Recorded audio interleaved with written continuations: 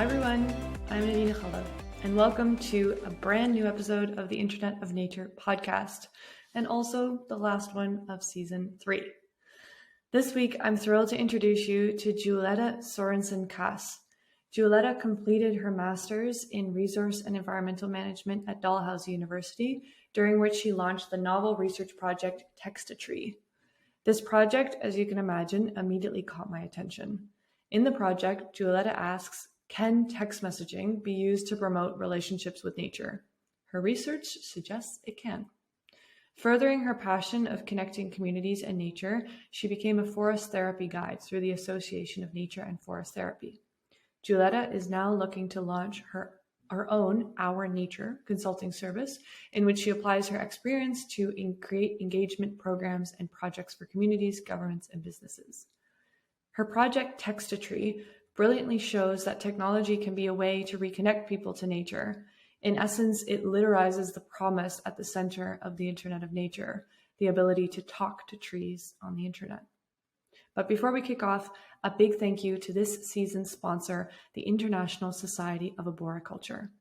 The ISA is a global network that uses research, technology, and education to promote the professional practice of arboriculture and the benefits of trees.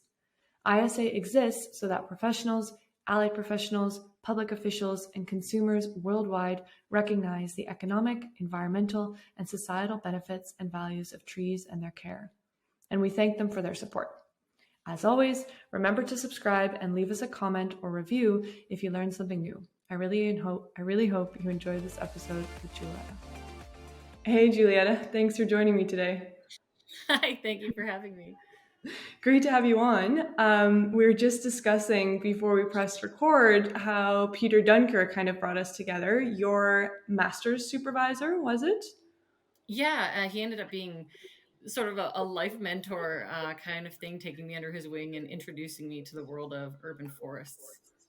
That is not unlike other stories that I've heard about Peter Dunker, because he was also the supervisor of a close friend and colleague of mine, Sophie Niederslawski, who's now doing her PhD at UBC in urban forestry. Yeah, he has a whole, I think, whole tribe of people that he has brought into the forestry world and set us on our way. So you'll Yeah. probably hear a lot of stories like that. It's funny whenever I mention that, oh yeah, my supervisor is Dr. Dunker. There's always someone who has a story about him in some context. Right, It's right. always fun. Right. And for those of us listening and don't know who we're talking about, Dr. Dunker is a professor at Dalhousie University, where you did your master's. Yeah. Yeah. And before we jump into what you did your master's on and the really cool project that came out of it, do you want to just briefly introduce yourself? Yeah. Hi there. My name is Julietta Sorensen Kass. I am a mom, I'm a environmental consultant, and I'm the creator of Text-a-Tree. And that's sort of the fun project that I get to talk about today and sort of what has happened since then. That was 2 years ago. And so a few things have changed since then, but there's also, I think, a lot more to explore. Absolutely, absolutely. Well, let's dive right in. What is Text-a-Tree? So Text-a-Tree, I started out, it was meant to be a master's project. And apologies to anyone in the background if you hear my birds. It's ambiance. Yes, Those are this not is sound effects. no, those are my two Indian ringneck parakeets. Because everything needs to be 100% in my world. We don't go halfway. No. So we wanted to do a project. We were looking at nature connection and urban forests and ultimately looking at things like climate change, and we were noticing there's a disconnect between nature and people, and in particular in cities. A lot of people find in that when they live in urban areas, they often report in studies that they don't feel particularly close to nature, and I think a lot of us can anecdotally relate to that. That seems like it would make sense. And at least 80% of Canadians now live in urban centers. So that's really concerning when you're thinking that 80% of people live in areas where they're not feeling particularly connected to nature. And that leads to all sorts of things. There's environmental justice consequences to that. There's mental health consequences, but there's also climate change. If you're not connected to the world around you, you're not going to fight and engage to try to change things and preserve it. And so I was actually at a conference with Dr. Dunker, and a speaker from Melbourne came up and was talking about a project that was launched where they were trying to basically use citizen science to take care of their trees better. So someone could email them and say, hey, this tree with this code, this number, needs to be watered, or this tree has a loose limb on it that needs to be tidied up, or whatever the case may be. And For people did those that. for They those also started interested writing letters. for those interested in that Yeah. project, I had Yvonne Lynch on in the first season of this podcast about the Email a Tree campaign. Yes. Oh, good. Okay. So everyone's familiar with this. So I was Well, listening to this yeah. person and I thought it was amazing. Sorry. I thought it was amazing. And so when I came back, I was just talking with my fellow students and telling them how incredible this experience was. And it just happened. And I just said, imagine if you could text a tree. And literally that was the moment. That was the, oh my gosh, is this a thing? So after class, I went to Peter Dunker with this wild idea, and I basically said, do you think we could do this? And it was funny because his response was something along the lines of, yeah, that's crazy, we should do it. And that was sort of how everything got That's the going. response you want from your um, supervisor. yeah, exactly. You think, oh, that's crazy, let's do this. So we teamed up with the public gardens, and people might be familiar with that. I mean, Halifax, the public gardens is kind of one of the places that you go to. When I was a kid, we went there, so it was pretty cool to come back as an adult. And we set up a program where you could come to the gardens, and there were 15 trees that you could send a text message to, and they would reply. Now, obviously, they weren't replying. We had volunteers who took on the persona of the trees and would talk back to you. And the whole idea was that humans nowadays often use texting as a form of relationship building. It's how we maintain relationships. And for many people, it's how they start relationships. I mean, we've got even apps like Bumble, for example. You Yeah. start a relationship over text message, and many of them can be very successful relationships. And so I was thinking maybe part of the reason why people are struggling with nature connection isn't that they don't want those connections anymore. It's that the way we form relationships is changing and the tools we use are changing. And our younger generations may be a little less familiar with some of the processes that previous generations went through to connect with nature. So maybe we can try to use one of these tools to spark that again. And so, yeah, the whole idea was if you make friends over text, maybe you could make friends with a tree over text. And we had nearly 3,000 people participate over 2 months. And so then 3,000. we, of course, you have to do the research side. You have to do the coding and the processing and analyzing what people said. And ultimately, yeah, it looked like people did form new relationships or deepen previous relationships.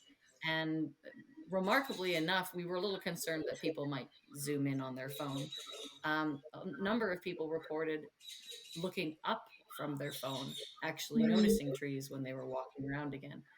So it was an absolutely incredible experience, but it was one of those things where when someone sits down and says, "What did you hope to accomplish?" You have a myriad of things in your mind that you could potentially accomplish. Really, first and foremost was, can this work? Will people do this? I think that it would be cool to talk to a tree, but I'll go into the woods and talk to a tree. I don't need any help. I'll hug a tree any day. So we wanted to see, what normal people do. And that was the extraordinary thing, is it turns out there are far fewer normal people than we thought, because there's a ton of folks that think it's a great idea to text a tree and have no qualms about it. That's incredible. And the project got a ton of media attention, I feel like, as well, right? It was picked up by quite a number of Yeah, outlets. it did. I think it was one of those poppy news stories. It was weird enough to catch your interest, but it's also ended up being a happy story because turns out lots of people did want that connection, and there were amazing stories coming out of this. And I actually just finished writing a book about the personal experience of what it was like doing this and becoming a tree and being that for someone. And it was at times a really moving experience, sometimes a difficult experience, because we were holding space for people representing trees and allowing them to say whatever they wanted to say or needed to say, but trying to do so as a tree. And some of the messages that were sent to trees were, I would say, profound. And so it was really interesting as a person, knowing that those messages weren't for you. You were just holding space for that to take place, for that relationship to take place. And that was what was incredible about using the technology of text messaging and of using Zendesk, which was the application we used, because that way we were able to create a space for those relationships to form, for those processes to take place without necessarily needing to be involved ourselves, because it wasn't about us. They weren't Mm. talking to us. They were talking to the trees. They just needed an opportunity to do that. I have so many questions, Julia, that I want to ask you. Maybe first, maybe first, take the listeners and the viewers through kind of the what it looked like. What was the process? So you walked into the park and there was a tree that you could text. How did the whole process kind of work from start to finish, from the perspective of one of the texters?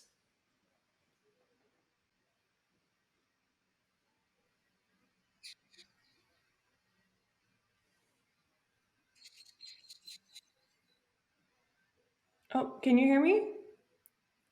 Okay. Yeah, Okay, good. We're back. absolutely. Yes, no, I can. There's just a little bit of a delay. So sometimes I Got it. want to make sure you finish talking and I'm not talking over you. They're going to think, wow, this girl really likes to talk. Yeah. So when you arrive at the park, it's always beautiful. It's just such a stunning area, and from any one of the entrances, there would be a tree within the first couple of meters. There would be this wooden sign that says "Text a tree," and then there would be an English name that you could understand, or understand would be its name, and then beneath it there would be the species name in English, but then depending on what kind of tree it was, you might also have the Mi'kmaq name for that tree or the Japanese name for that tree. And then below that, there's information about the study, all of the consent, and in big black letters, a phone number. And it's an invitation to text me. So you're standing there going, okay, this sounds crazy, but I've got nothing to do. So you whip out your phone, send a text message, and you initially will get another message saying, okay, this is a study. You understand what's going on. We're talking to a tree. Our volunteers will get back to you. And you'll get an automatic message from that tree letting you know that you have texted a tree and not some random person in Nicaragua. And each of those messages were unique. So, for example, if you went in through the great big beautiful gates, right at the main entrance that you think of when you go to the gardens, you would come up to an oak tree, and he had quite the interesting name, Montgomery the Strong. He was Reginald Montgomery the Strong, and his first name was Percival. Do not call him Percy. He does not appreciate this. And using his unique voice, you would hear a message from him. And then within 24 hours, usually much sooner, you would get a specific response to whatever you had said. And that was by the tree speaker assigned to that tree. So oftentimes we were able to do it right away. Many of our volunteers had little notifications on their phones or on their computers. They'd know right away that someone had talked to their tree and they would respond. So Percival, for example, mentions in his introduction that he finds himself to be quite clever. And so we had someone respond back saying, well, how do you know you're so clever? And a couple minutes later, we had another response say, sorry, that's my granddaughter, and she thinks she's extra clever. And so you have these little conversations go back and forth, and some of them lasted weeks. Some of them lasted even across countries. Someone was on a holiday and said, you know, this is my last stop in Canada before I go back to the Netherlands. And they texted the tree throughout their journey. Hi tree, I'm on my airplane now.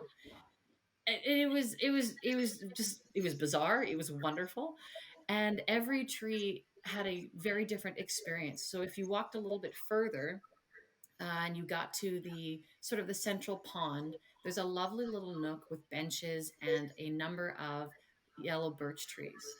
And so that is where you would find Miss Tree Tree O'Hara, who was named after Fifi O'Hara, the famous drag queen, and equally as fabulous. And so when you would text Tree Tree, you'd get a very sassy response. And she was very pleased that you had noticed her and her shimmering bark, and she was happy to tell you anything you might need to know about the gardens. And so every tree had a completely different personality. And what was beautiful about it was that I didn't make those personalities. That was left to each of the speakers. So each volunteer, we called them a tree speaker, was given a tree, and we had selected sort of a few of them to choose from so that we didn't have a clump in the middle of the gardens. We wanted to have a variety of species and things like that and have them spread out. But each person developed a relationship with their tree, and I provided them with cultural and biological information about their tree, including the sex of the tree, so that they could build an understanding of who the tree was and then present that to the community. And it was just wonderful because I never would have thought to make a sad tree. If anyone ever texted Woodrow, the American chestnut, he was a sad tree who wrote haikus to people, and that would have occurred to me. But it worked. And you never know what someone coming into the gardens, what they need, what is they're looking for out of a conversation with a tree. Because I'm quite a peppy upbeat type person, I am drawn to Sasha, or not Sasha, Tree Tree O'Hara. I don't know why I'm saying Sasha, but she could have been Sasha. She's Sasha sashay. Fierce. She's fierce, she's sachets. um that's more my personality. But the whole idea was that we wanted to make a project that was accessible for everyone. And so that means you need to have personality types that are everyone. And we also included things like alternative pronouns like z and zer, or they and them, because trees are not always one gender or the other, or one sex and the other. And how a tree identifies, if they were like humans, they might choose one or the other, or they might choose something entirely different. They might not even go binary. And we wanted to introduce the idea that just like humans, there is a diversity of sex and gender in trees. And again, the reason why we're doing that is I think it's fascinating that trees have this diversity. So there's the knowledge part, but it's also a way of creating space for various communities so that everyone knows that they are safe in this community, and that they are invited to take place in this project. They're invited to take part in nature. And one of the reasons why I wanted to do this was because of this is sort of going on a tangent, but hey, here we are. Was the issues that I became aware of, particularly of trans people and their difficulty in feeling safe in outdoor places, feeling safe in public places. And how do you expect anyone to create a lasting relationship with nature if all of their public spaces aren't safe spaces? And so we were really, really trying to find a way of communicating that this was a safe place without it being tacky and kind of, you know, hey, look, we're nice people, look what we're doing, and try Right. to do something a little more meaningful. And that was also why we engaged with Mi'kmaq community and the Japanese community. We can't, do something for every community and diversity of people that exist in Halifax. Halifax is so beautifully diverse. But we thought maybe if we could create space and honor two groups in particular, we could communicate that everyone is welcome here. And especially because the gardens are a Victorian garden, and there are negative connotations with that. There is a bit of a negative history, and also very rich history, depending on how you feel about it. But there's colonialism associated with that, especially because that land was Mi'kmaq territory, and it still is. But it has been created into a Victorian garden, and so we wanted to make sure that yes, it is now a Victorian garden. However, it still has space. It still has meaning for the Indigenous people who were first here, and for the new Canadians who have come here and called this place their home. And so that was why a number of the trees were selected that are native to Japan or have cultural significance to Japan, and a number of species were chosen that were native to Nova Scotia and to Canada and were used traditionally by the Mi'kmaq people. Wow.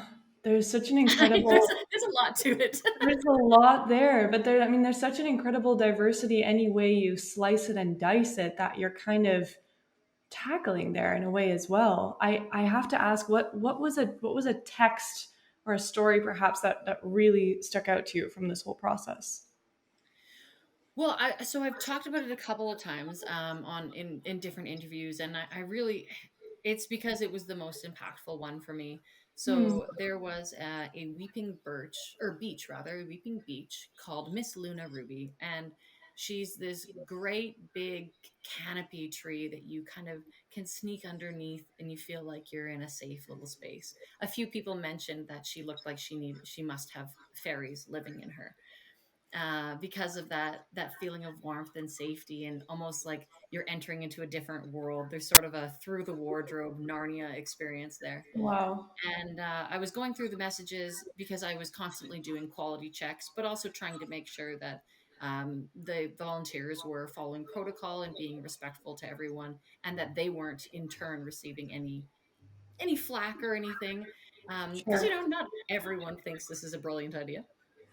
And I came across a message from someone who was saying that they had been having quite a difficult year, and explained how they hadn't told anyone else yet, but they had just lost their baby. And it took me a really long time to be able to talk about that, to relay that this had happened, but I felt that I needed to share that this message had happened. And it went back and forth between the tree, and Miss Luna didn't offer advice. The tree speaker just listened and said that she was so glad that you were able to come here and say what you needed to say, and to know that she was always there. And so they went back and forth a number of times, and this person explained a little bit of the complications, what they were going through. And then I can't imagine the bravery that it took. They ended the message saying that they had hope for the future, that one day they were going to bring their children to play underneath of Miss Luna Ruby, and that they would love her. And that was I that's when I realized that the project I was doing maybe actually mattered, um, more than just something that was interesting or intellectual or holding space. I didn't realize what would be brought to that space.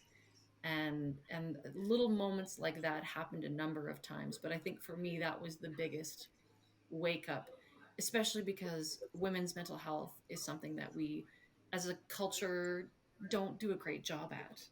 um, I hadn't thought that this would be an opportunity where someone could find perhaps some solace or healing, and that would be a service that we could provide or something that we could give. And that's sort of what I was actually thinking of earlier when I was talking about how the messages weren't for us. And I really really felt that I was bearing witness to something going on between a tree and a person, and it had nothing to do with the human speaker. And I was just so grateful that I got to know that that happened, that I got to experience that, and know that the trees in this place had that kind of healing power, because now I can take that and I can tell people, listen, this is important. I can bring this research to people who may not be terribly convinced about the importance of nature connection or the importance of providing these spaces for people, and I can say to them, no, look, this happened, this is important, this is needed. And so it just gave so much weight to what we were doing. um yeah, it made it matter. It is really what it came down to, because this project could have just as easily been a fun gimmick. It really could. What it came down to is what the community brought into the project made it something meaningful. And we had people come and say all sorts of things about, I used to come here with my grandparents, and they'd share stories about a wonderful memory that they had, or someone saying, I'm having a really hard time, but you've always been here for me through divorce, through illness, through everything that happens, you've always been here for me. And again, they weren't talking to us. There was no interest in the human behind it. The human was just there to make the communication possible. The intent was for the tree. And that was something I'll always treasure. And so I think that was probably the biggest one, was that vulnerability that someone was able to bring to the project, and I felt so honored being a part of that. That's, I don't know, I'm speechless. That's incredible. I think that just shows, as you said, to any skeptics out there who might wonder why exposure to nature is so critical, why it makes us human, why it's so important for every facet of our daily life. You only have to see a story like that, perhaps, to be convinced. Why do you think it is that trees, nature as a whole, but trees specifically, bring this out in humans? I actually haven't been able to find an answer to that. I have done some research, and I've found in traditions across the world, there have been stories where the line between human and tree gets very blurred. There are a Mm. number of Greek myths where someone becomes a tree or a tree becomes human. There are indigenous tales that talk about a similar idea. Um, we seem to identify with trees, and I'm not entirely sure why that might be. One reason that I connected with is that trees act as a centerpiece for a community, and they act as a home. Mm. And when I became a mother, very much I very much connected with that idea. It resonated with me that I am someone's home. I am someone's safe space. And I think we recognize that in a number of trees, particularly trees like Miss Luna Ruby, who have that canopy that arches down and over you, that there's a sense of being held, a sense of being kept safe. And I think we're drawn to that. But then also the idea that we see trees as communities. Most of the time, you don't see a tree all by itself in the middle of the prairies, where I'm initially from. And if you do, I think a lot of people sort of see a sense of significance to that. It seems lonely to them, or it seems maybe like that tree is a go-getter or whatever it might be. Because if you think about photography and iconic images, I'm sure when I mentioned a single tree in the prairies, that something popped up in your head, that you had an image. And there's probably an emotion or a, a meaning behind that you associate with it. And then when you think of the lungs of the earth, you think of the supporting network, you think of the rainforest. When you think of birds, you might think of a tree house. There's so many things that we associate with trees without even really consciously thinking about it. And I think that's because it reflects our own societies. I think we see trees Mm. reflecting who we are. Um, Perhaps as individuals, perhaps as societies. And then the research of the underground network of fungi, I think I think one of the reasons why that's taken the world by storm is because we go, of course, that makes sense. Of course they're connected. Of course they transfer nutrients. Of course there's this connectivity, there's this community, because I think in many cultures have already viewed trees as Mm. being networks, as being communities. And so I think there's this wonderful reflection of who we are or who we want to be, maybe.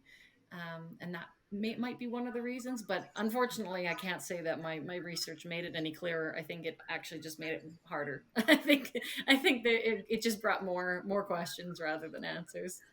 What were some of the findings? What were some of the analyses that you did on the text messages you guys got?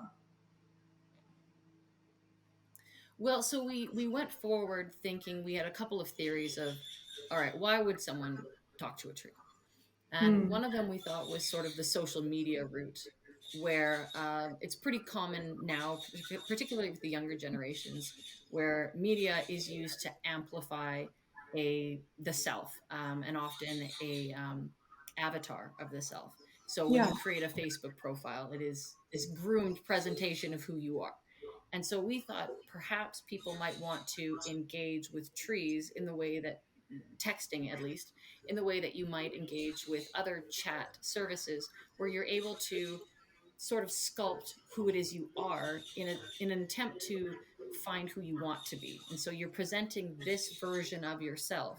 And so we thought maybe people would, especially younger people, would want to more sort of almost talk about themselves to trees, as a way of presenting this avatar. It's a new way to do that.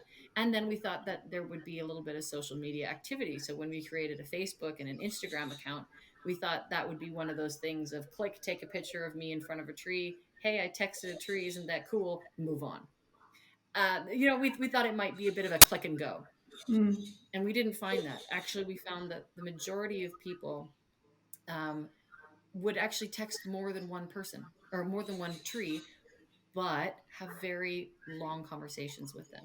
So we were expecting hitting up all 15 trees and doing very, very short messages. But we found that the most common number of trees that they'd interact with was just three, but Mm. that they'd have longer messages going on with them. And our social media account got almost no attention. Our Facebook and Instagram was sad. Right. There, Right. there was no, nothing. Maybe we should have used TikTok. I don't know, but there was very little interest there. The interest was Really. by far, in a way, more the texting. And so another one that we thought was okay. Who is it that would mostly go to the gardens? Probably people who like trees already and like plants. So maybe they would want to use this service to collect information. They just want to use it as a knowledge base. Mm. And so we expected people would ask a lot of biological questions. What kind of tree are you? How long do you grow? What are you good for? What are you used for? And we did get How a are you number of those, useful? but almost every time, yeah, exactly, exactly. That's kind of what we thought. I mean, when you think of urban forest management, we think of we think of environmental services. We think of how many tons of carbon do you take up? How much water do you store? How much soil do you keep on the ground?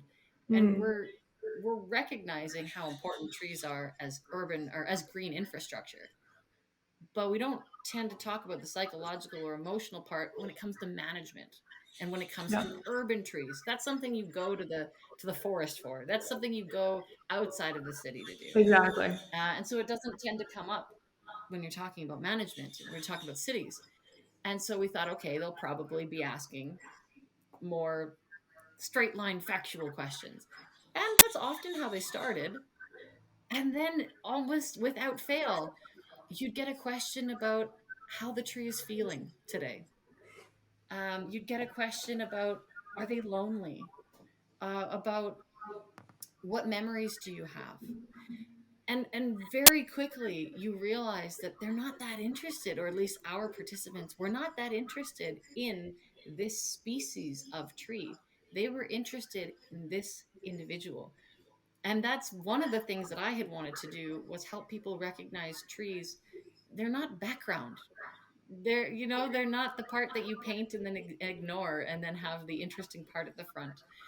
They are community members. They are a part of your world, and if you connect with them, your world will be so much richer. And we weren't sure people would really buy into that, or really, that might sound a little too hippie for them. And no, they we kept having people ask, what's it like to be a tree? And we thought at first they were maybe talking to the volunteer, but the volunteer would sort of play ignorant and reply as if they were the tree. And it Mm. turns out that was exactly what the participant meant over and over again. They were asking the tree what it was like to be a tree, which was puzzling because you're actually asking a human. And like, your guess is as good as mine. I don't know what it's like to be a tree any more than you do. But they wanted a story. Mm. They wanted you to try to create something that they could try to connect to. They wanted to enter this liminal experience, kind of partway between make believe and reality. And so that was an entirely different experience than what we, or use of the service, than what we thought it would be. So what we found was that at the very end of the day, the biggest interest, for wanting to talk to people, and the biggest takeaway that our participants got, was relationship development. That was what they took away. which was what I had not so secretly hoped for. But you don't expect that that's No, realistically what most people are going to want. sure, sure.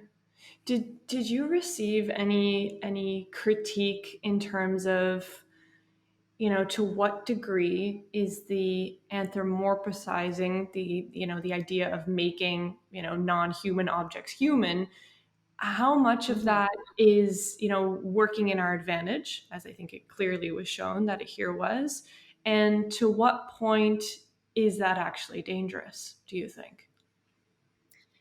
I'm actually really good that you asked that, or really happy that you asked that question. So I was looking into when you talk about anthropomorphism, the general definition is giving trees, or giving, sorry, not trees, giving non-human entities human attributes or characteristics. And part of what inspired the project that I haven't had a chance even to talk about, because if you've noticed, I have a little bit of a scatter plot mind rather than a linear mind. So sometimes weaving everything Most together of into a the best coherent, thinkers do, Julietta. weaving this into a coherent, straightforward story is a little bit challenging. So bear with me. But the Mi'kmaq concept of Msit Nogma, which is all our relations. And the reason why I really loved that was because in a lot of Mi'kmaq tradition, the way it has been explained to me and the way that I've understood it from speaking with elders and reading some really wonderful insights, is that everything around us, basically everything, can be considered to have its own personhood. And so there's this challenge to what in Western society we view as anthropomorphism in this Hmm. indigenous view, because what they're saying is essentially it's not anthropomorphism to acknowledge personhood and to acknowledge identity, because that's something that all things around us possess. And so I kind of wanted to run with that idea. And so what I was trying to do, rather than overlay fun human characteristics onto a tree, what I was trying to explore or demonstrate was that the idea of this tree being an individual, this tree having its own history, its own experience. And so what we tried to do was really focus on things like how old is this tree? How long has it been here? How has it grown?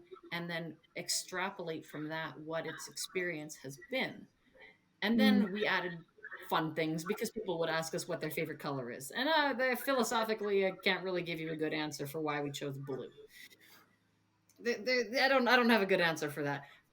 But what we wanted to do was actually challenge a little bit of the idea of anthropomorphism, in that viewing trees as individuals may not be as anthropomorphic as we think it is, because they do have their Right, own lives and lived experiences. It's just right. not the same as ours, and it can't be translated into human language without using human language. Yeah. And so I Yeah. do think you need to be careful. Um, so, for example, I think you need to be careful when there's a fine line. There's the recognition of the tree as an individual, and there's also the recognition that some of what you're doing is sort of, I want to say, fan fiction, in that you're filling in the gaps in between.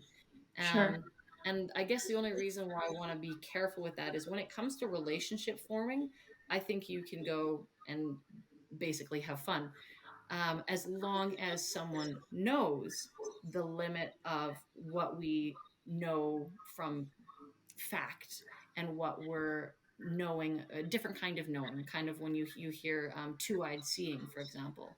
There's the Western science idea, and then there's also indigenous ways of knowing. And as long as you know what you're doing and what you're participating in, I think you can have a lot of success, and I think you can have very meaningful interactions. I guess where I get concerned is when you start extending things in the name of science and saying that it is scientific, when you aren't able to back it up with evidence. So, for example, I can't say with any confidence that this tree feels pain in the way that I understand it, in the way that we understand it within the academic community of Western science. That's not to say they don't have an experience in another way of knowing, but I think you do need to be careful in being clear in which style of knowing, in which sort of knowledge base you're using, Mm-hmm. because there is the risk of then mismanaging things, or crippling people with them not knowing kind of where's up or down or what's reality. I think you need to be very careful, because you're creating an experience for someone that is meant to be in part imaginary. Yeah. That doesn't make the experience any less real, but you have to understand that the parameters around it do exist. And so it's I'm not know I don't know if I'm No, making a lot of sense. no, you are. It's I think tricky. it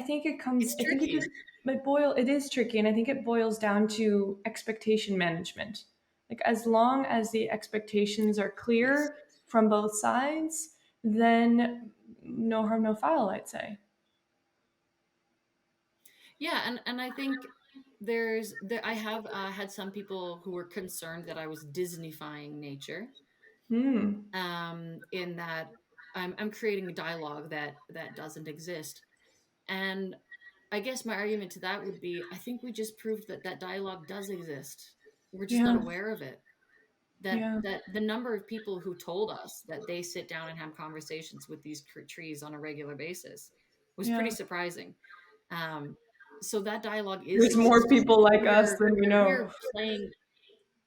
Yeah, Yeah. yeah, we're playing into it and we're creating an experience, but we're not claiming to know how the tree feels or what the Right. tree thinks. In fact, we're not claiming that there is a neural network that would allow them to think. We are trying to be very clear about this being an emotional experience to develop a relationship. This is Sure. not an attempt at communicating with another species. It is scientific in the sense that it is a social science, but it is the study of human relationships. Our Hmm. research was not about the study of the trees themselves. And so I think you need to be careful about being very clear, what is the research that you're doing and what do you think you're achieving, because we're very aware of the fact that this tree is probably not thinking and feeling what we're thinking and feeling. But that Sure. doesn't mean something meaningful can't be made out of it. Sure. No, I think that just draws so many parallels between other guests that I've been able to have on the show. People like Buck van Dijk, who gave trees a voice by basically interviewing a bunch of her neighbors, people that lived around these trees, using their lived experiences, whether they were about poverty, gentrification, the increase of development, all these different drug use, all these different, really kind of social issues that were going around in this neighborhood, compiling those into themes, and then creating a narrative based on one of those themes that combine multiple different neighbors' experiences, and then telling that Yeah. story as if she was the tree in this immersive audio tour that people could then listen to these stories of the trees. And again, nobody nobody is saying, it gives, there's some artistic liberty to that. Nobody is saying that this tree is actually, Yes. that's what the tree is saying. But it's Right. incredible because people that have done that audio tour, what she's reported is people that have done the audio tour do not look at trees the same way. And that was the point, being able to appreciate Yes. this value that trees offer us, more than just the ecosystem services, the ecological benefits that we've come to know them for, but there is a real intrinsic, innate want to be close to these beings. And that they aren't passive bystanders. We Mm. tend not to think of trees as active, engaged, living things. And so, exactly, bringing that story, that narrative, you understand that the narrative is fictional, and yet the experience you have through it is real. Yes, And and that I think is very powerful when you acknowledge those two things together. And then one of the things I also wanted to ask you is then using this tool of technology, what many people see as the enemy. Technology is the thing that has taken us away from Oh nature, yes. that has really created this dichotomy between us and nature is technology. Yet that is exactly the Mhm. tool, whether it's a tweeting tree, a talking tree, a texting tree, an emailing tree. That's the Yeah. tool that we are now using to be able to kind of reconnect these relationships. So what do you say to the technology naysayers? Yeah. Oh, I see. That was one of the things that I loved about that you called your show Internet of Nature. The technology is a stone tool. Technology is software. Technology is an extension of who we are as humans. So there's nothing more natural or less natural about leaving a beautiful handwritten letter and tucking it into a tree or sending them a text message. And yet, a lot of people who disagree with the use of technology would say, oh, well, no one is better than the other, one is more natural. What's natural about a pencil, or more or less natural about a pencil than a keypad? And that's sort And of the I would, idea, is that to exactly that what you're specific, saying. I was just going to say, to that specific point, Julietta, I mean, if they're writing a letter on paper and putting that next to a tree, that's kind of morbid Right. in a sense. Yeah. You're next. No, yeah. There's a whole other tangent we could go there. But yeah, Yeah. it's this idea that, I mean, we've had the pros and cons of the industrial revolution, all of these things, and it's valid to want to be cautious with the use of technology. But technology is, at the end of the day, a tool. We use tools to accomplish things, and that is our nature. That is our human nature. And so, using our human nature to connect with other members of our community is as natural as it gets. And the process or the form or medium that it takes, I think, is irrelevant. Just like, digital art is now being acknowledged as something where people previously didn't think that was valid art. Right. And Right. I've had some people view my research somewhat as invalid or silly, I would say, because it uses text messaging. And texting isn't considered, a serious medium for serious scientists to seriously study, because it's used for common, everyday, fun, goofy things and derpy teenagers, which, by the way, we all were. And but why is that any less real or rational or valid than an email? And Mm. so I think it's just interesting that we sort of have these views on what is acceptable, what is serious, what is legitimate when it comes to science, but then also what is legitimate when it comes to botany or when it comes to engagement with nature. Because there's also been people that have pushed back against things like iNaturalist. Yeah. Um, and personally, I think if we already have a bit of a pandemic of people, excuse the term, of people stuck to their phones, then why not use those phones and redirect them? Because if kids aren't going outside with their 7-volume textbooks to identify the flower on the ground, then what can they do? Well, if they can use their phone, then you can get them involved and they can develop that relationship. And just because that relationship looks different than the one you did doesn't make it any less meaningful. And so that's why I really enjoy the topics that you've brought up with your podcast, and just demonstrating that technology is very much not the enemy, any more so than the pencil and paper were the enemy. It's just an extension of humanity.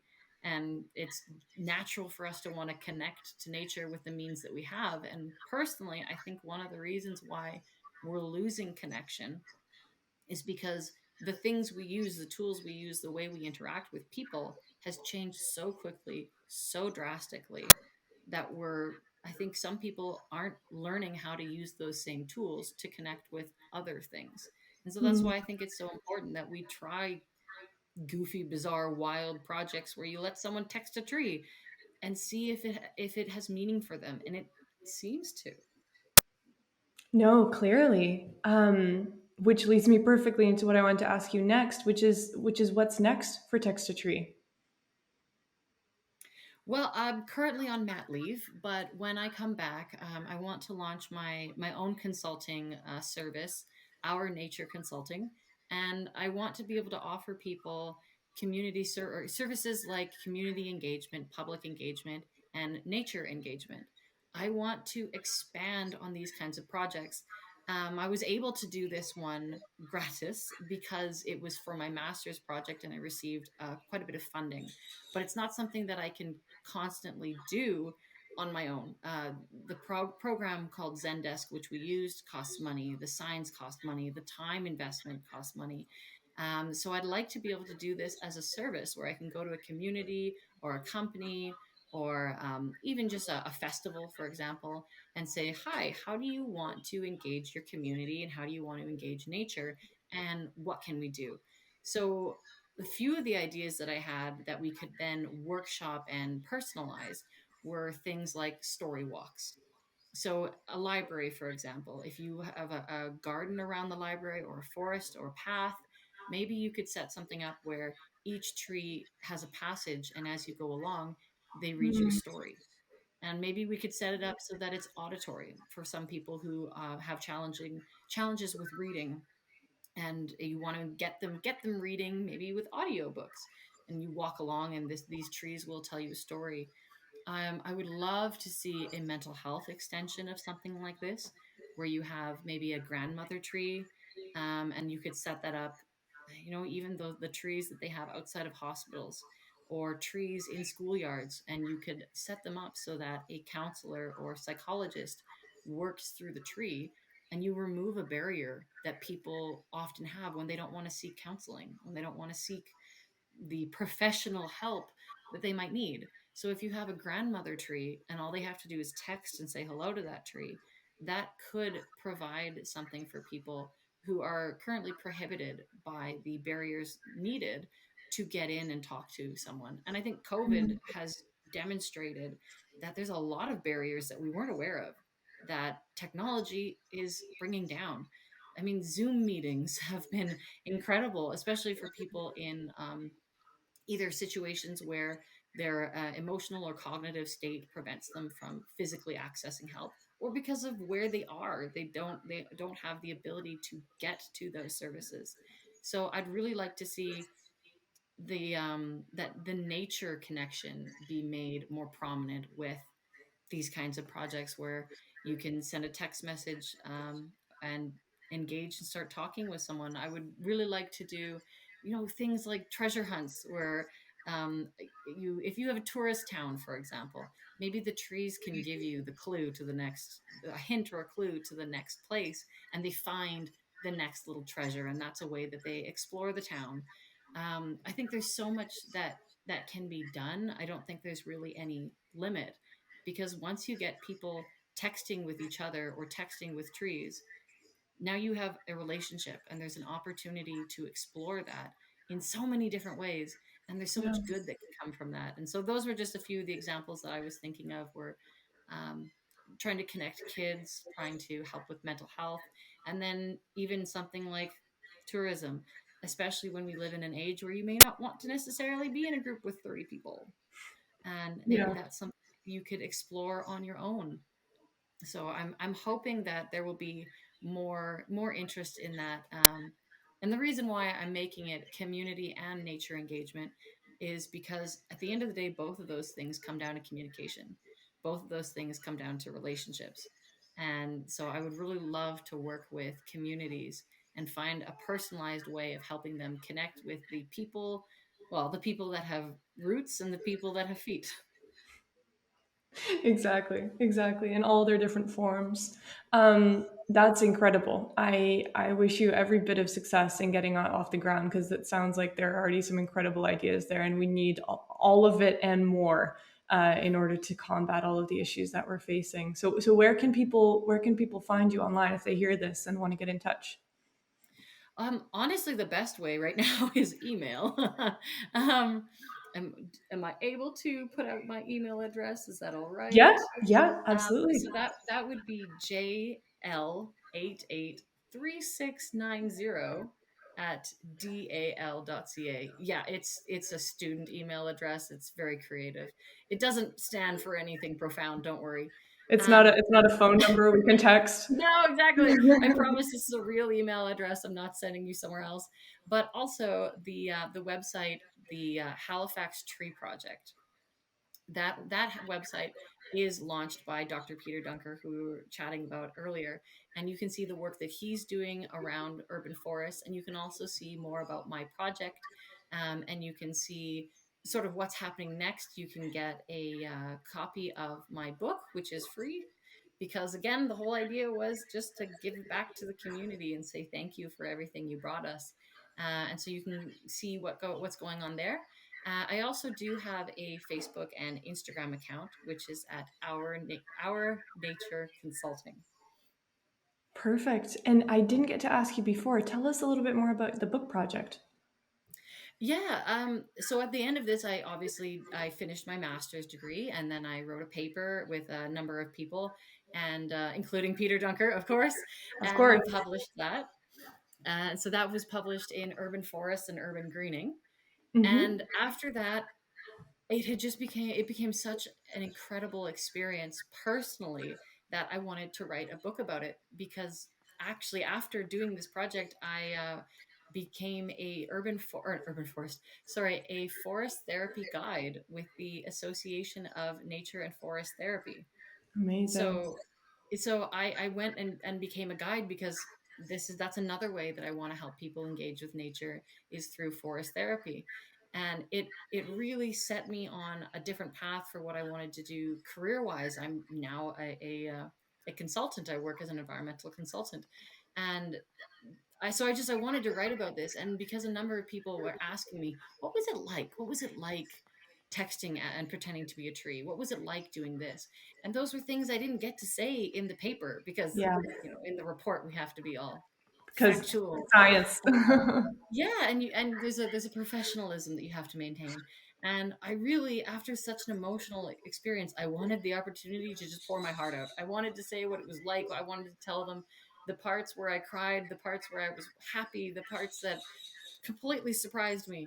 And so I wrote this book, and it's really it's very much just what I think and what I feel. So I don't know if that's interesting, but it was how this project changed me and what it was like being a tree in the Halifax Public Gardens.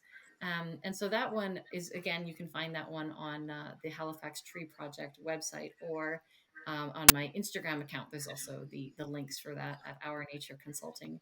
And I'm hoping that more can come from this, and that we'll have more experiences that to add on to all of this. And what's it called, the book? Oh, the book is literally just called, sorry, good question, Text a Tree. That's Text it it. me. Just Text a Tree. Hey, keep the branding consistent. I'm all about that. That's awesome. That's awesome. So people can find that online. And the last question, yeah, I guess we're already at the last question. The last question I want to ask you, Julietta, is a question that I ask all of my guests who come on the show, Mhm. which is, what does the Internet of Nature mean to you? Yeah, I actually really like that, because it kind of reminds me of a term that we use in forest therapy, which is web of interbeing. Hmm. And just like we were talking about earlier, how technology is an extension of who we are, you think of the internet as being something that we have created, but you also think of internet as in, I mean, the microbial internet. You think of a web internet. You think of you can see very easily these parallels between things that we have created in technology and things that we've found in nature. And so I think it's a wonderful way of reminding people that our technology and the way we use it is just as natural as anything else, and therefore can be a wonderful tool for engaging with what we view as the natural world. So I thought it was very, very well done, well played. And yeah, I think I think it's another way of expanding our idea of interbeing and interwoven connection. Well, cheers to that. Thanks so much for coming on, Julietta. Your work is honestly super, super inspiring, and I know the listeners and viewers will get a ton out of this. So thank you for sharing all of your stories. Thank you, and thank you for bearing with all the interesting sounds coming from my computer. Big thanks to Julietta for making time to come on the show. If you enjoyed that conversation as much as I did, please go ahead and subscribe to the podcast now and leave us a review wherever you listen to your podcast. We really appreciate it, and it really helps to grow our show. A big thank you to this season's sponsor, the International Society of Arboriculture. In honor of International Women's Day, ISA is featuring stories about women in the arboricultural industry throughout the month to honor their contributions to the industry. International Women's Day, which was yesterday, March 8th, is a global day to celebrate the social, economic, cultural, and political achievements of women. To learn more about women in arboriculture, please visit ISA at www.isa-arbor.com. My conversation with Julietta marks the last episode of Season 3 of the Internet of Nature podcast. Just like Seasons 1 and 2, it's flown by, and we appreciate everyone's really kind reviews, download, and support. Please don't hesitate to share the podcast with anyone you think might be interested in it. Your support means the world to us, and it's the best way to grow the show. It's been an honor bringing you the best and brightest entrepreneurs and innovators working to build greener and smarter cities. Don't worry, we've got a lot up our sleeves. Be sure to follow us on all channels as Season 4 is in the works. Stay tuned for more information soon. Lastly, if you feel that any of the stories on the podcast particularly resonated with you, I'd really love to hear from you. Feel free to send me a message or comment on a post on LinkedIn or Instagram. Looking forward to hearing from you. Thank you for listening to the Internet of Nature podcast. This show is an NA Media production.